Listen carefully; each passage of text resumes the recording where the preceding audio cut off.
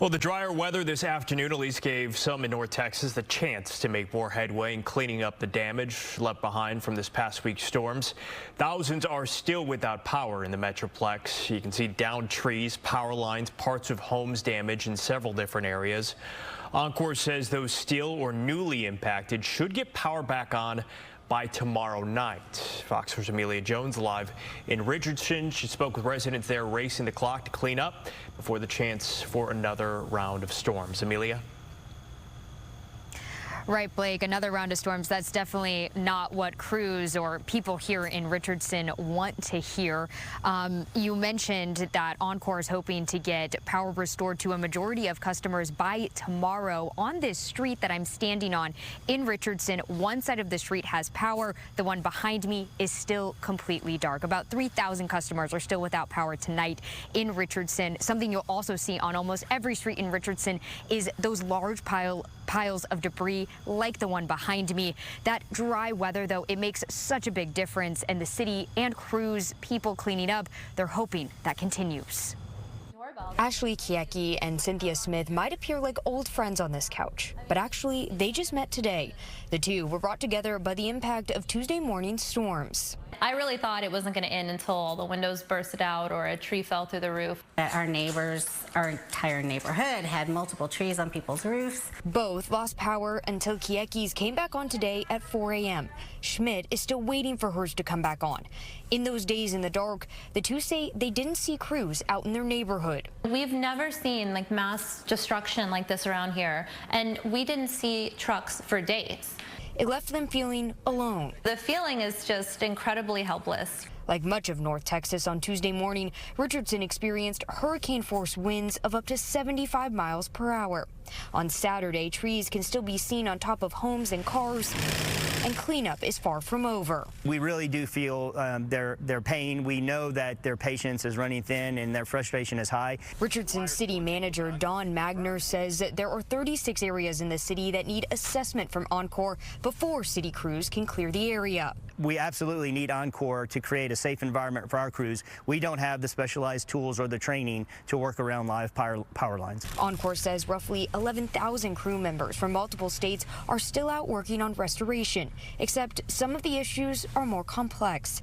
If there's damage to a meter base or weatherhead at a home, Oncor crews cannot fix that. The homeowner needs to contact a licensed electrician that needs to get a permit from the city, and the city needs to inspect the work when it's complete. When wires come down, they tend to pull a lot of things down, and a lot of the infrastructure associated with the private property was impacted as well, on both residential and commercial. The additional rain and storms makes the process go much slower, and crews hope for more dry weather in the coming days.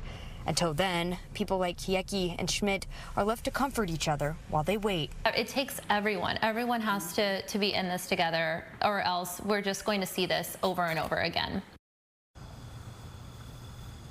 The city manager says on Monday, crews will start the collection process to pick up those large piles of debris like the one behind me and like the one on almost every street here in Richardson. That process, though, it could take up to a month or potentially even longer. Blake, I want to mention another question that we got in our conversations today. It was who's responsible for trimming trees that could potentially be overgrown and be at risk when we're in severe weather like this and get those high-powered winds.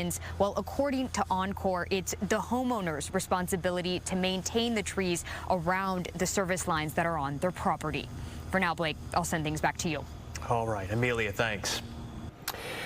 At last update, Garland city officials said 1,800 people were still without power in that city. Crews have been working around the clock to make repairs. The extensive damage includes tangled power lines, in some cases poles broken. Some residents there say they have been without power now for 5 straight days. We have no means of keeping food cold, so we had to actually clear out all of our fridge, lost everything. But most of us don't have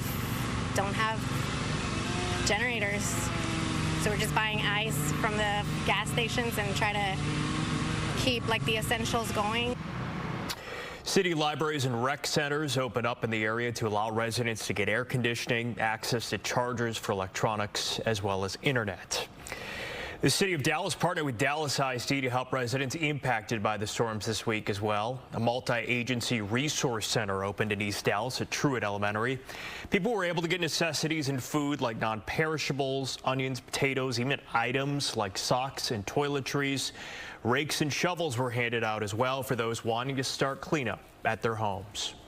There's a reason that we're here in East Dallas and far East Dallas, because this is an area that got impacted the most, and so we want to make sure that we're taking care of the residents throughout the entire city, but we want to be in an area that got impacted the highest. The center will be open again tomorrow from 8 a.m. to 8 p.m. You can call 311 for a ride to this resource center or ones like it in the area.